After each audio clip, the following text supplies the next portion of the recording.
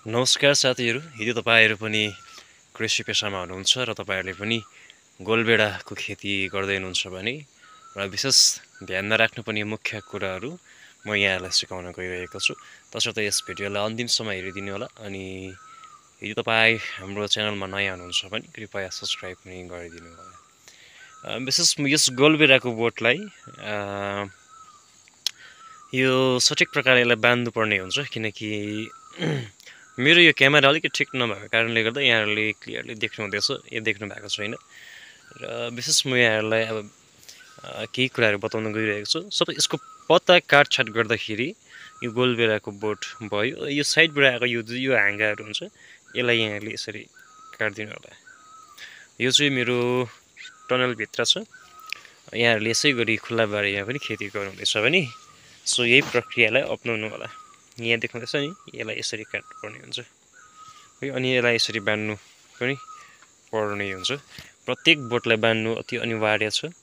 यसलाई यसरी चुटाइदिने साइडको हाँगालाई है, किनकि यसले धेरै भिटामिन लुट्दछ।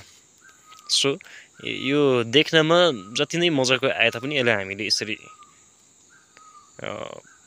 काटछाट गर्नै पर्ने हुन्छ, किनकि यसले फल भने चाहिँ धेरै दिँदैन, तर यसले खालि बोट मात्रै धेरै फस्टाएर आएको जस्तो हुन्छ।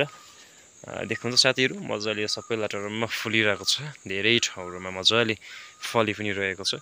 सो यहाँहरूले पनि यसरी खेती गर्नुहुँदैछ भने सो यो सबै कुराहरूलाई ध्यानमा राखेर गर्नु होला। यहाँ पनि देख्नुहुन्छ सक्नुहुन्छ, यो साइडबाट आएको यसरी दुईवटा मात्रै राख्नु होला हाँगा कृपया यहाँहरूले। जस्तै एउटा इक्जाम्पलको लागि म यहाँलाई देखाउन गइरहेको छु। टमाटरको बोटमा यसरी फेददेखि आएपछि यहाँबाट यसरी वाइ जस्तो दुई भाग हुन्छ।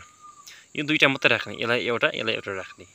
तर यसको यदि यस्तो साइडबाट अरू हाँगा पलाएर आयो भने चाहिँ त्यसलाई तपाईँले चुराइदिनु। अनि फल लागेकोदेखि यो मुनि जति पनि यो पत्ताहरू छ यसलाई पनि तपाईँले काट्नु पर्ने हुन्छ। यसलाई तपाईँले कैँचीले काट्दा पनि भयो, या हातले यसरी चुराउन सक्नुहुन्छ भने पनि ठिकै छ। अनि यसलाई यही फाल्नु हुँदैन, यसलाई बाहिर लिएर गएर फाल्नुपर्ने हुन्छ।